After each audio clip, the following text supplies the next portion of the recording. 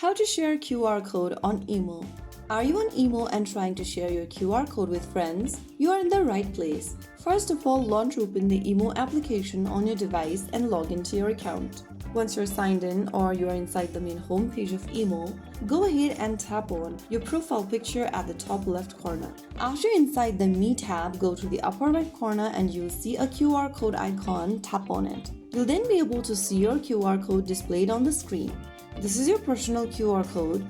You can share your QR code by tapping on the share icon at the bottom of the screen and go ahead and choose a contact you want to share your QR code with, or you can also share your QR code via apps like WhatsApp, Messenger, email, or social media by tapping on the copy link button at the bottom and share it to any social messaging applications or social media platform. You can also let anyone scan this QR code directly from your device and they will be able to add you instantly on email.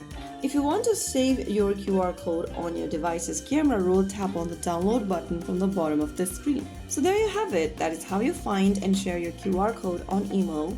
It's a fast and convenient way to connect with people without typing numbers manually. If you found the video helpful, don't forget to like, share, and subscribe to our channel. I will see you again in the next episode. Stay tuned and thanks for watching.